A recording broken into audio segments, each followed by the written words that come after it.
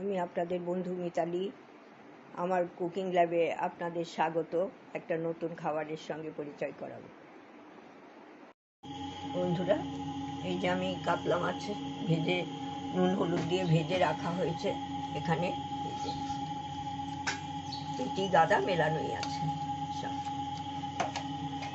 আর এখানে আছে হলুদ গুঁড়ো, লঙ্কা গুঁড়ো, ধনে জিরে গুঁড়ো, নুন। এখানে পেঁয়াজ কুচোনো রয়েছে, একটা কাঁচা লঙ্কা নিয়েছি। ঝাল আপনারা আপনাদের পছন্দ মতো নেবেন। তারপর এখানে রয়েছে পেঁয়াজ কুচোনো, এখানে পেঁয়াজ বাটা, এখানে আদা বাটা, এখানে হচ্ছে পেঁয়াজ আর রসুন একসঙ্গে করা আছে, আর এখানে নুন আছে। এরপরে যে যে রান্না হবে যখন সেইভাবে আমি দেখিয়ে দেব। আর ফোড়নের জন্য আছে এলাচ, লবঙ্গ, আর একটু সামান্য জয়িত্রের একটু জায়গা যে নিয়েছি, আর দারচিনি। এটা ফোড়ন দিয়ে দিলাম।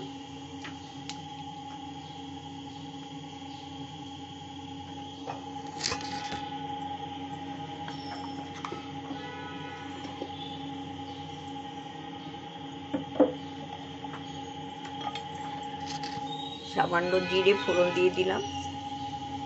এবার এই যে কুচনো পেঁয়াজ আর একটা কাঁচা লঙ্কা হাফ করা আছে সেটা দিয়ে দিলাম।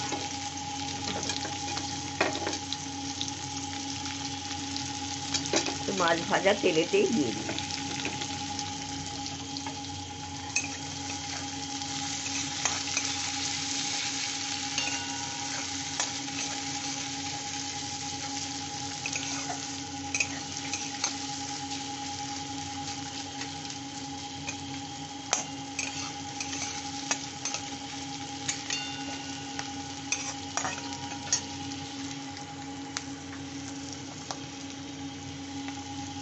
একটু হালকা আঁচেই ভাজছি, মাঝারি মতো আছে।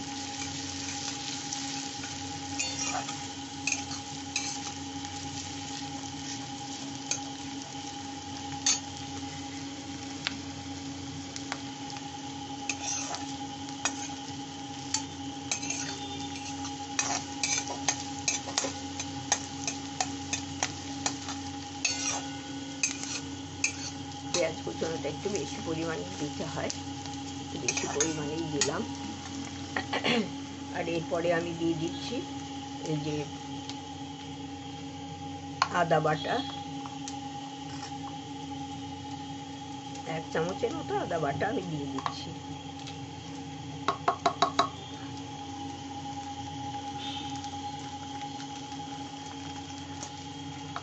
আর এখানে আছে রসুন আর পেঁয়াজ বাটা একসঙ্গে বেটে নিয়েছি। রসুন, পেঁয়াজ, একটা কাঁচা লঙ্কা দিয়ে বাটা,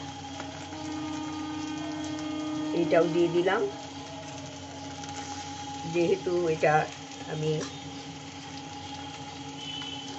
কাতলা মাছের দু পেঁয়াজা করছি, দু রকমের পেঁয়াজ তো দিতেই হবে। এটা একটু কষে নিচ্ছি।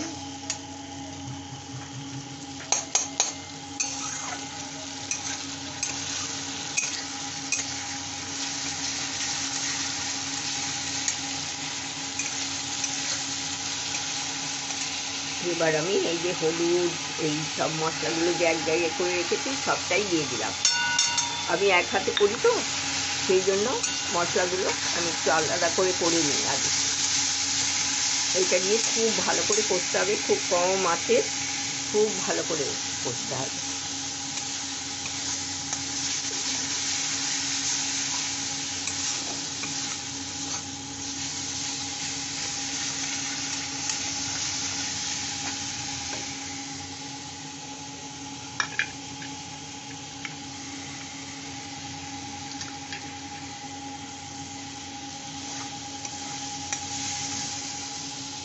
একটু জল দিয়ে সামান্য একটু জল দিয়ে কষতে হবে।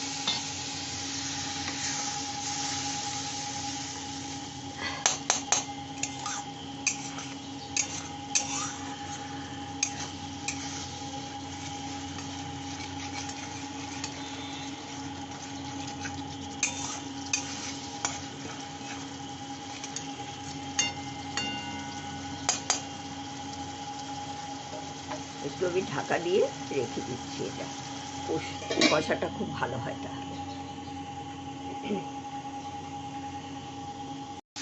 খুব ভালো কষা হয়েছে, দেখুন একবার তেল ছেড়ে গেছে।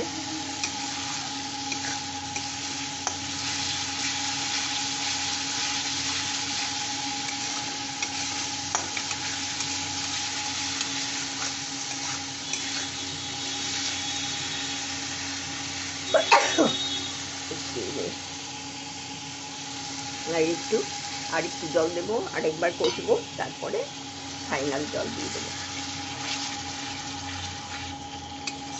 এখন ধীরে ধীরে কষে নিলে না রান্নার স্বাদটা খুব ভালো আসে।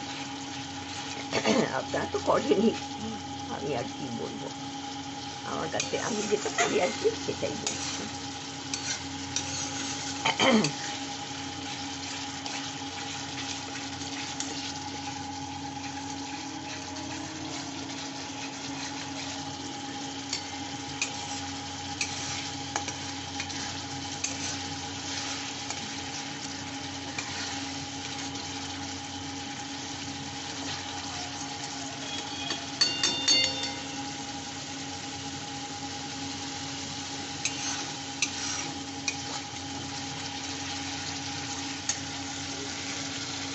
আর একটু করে কষা হবে।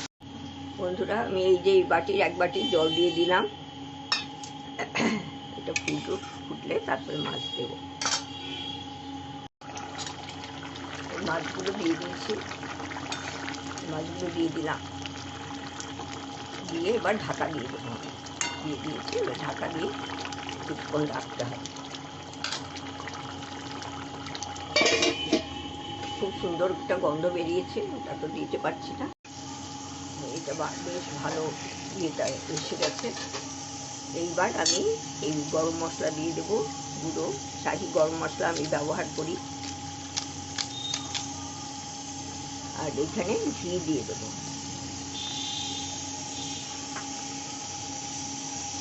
ঘি দিলাম, ঘি আর গরম মশলাটা দিয়ে একটু ঢাকা দিয়ে স্ট্যান্ডিং টাইমে রেখে তারপরে ফিরে আসছি।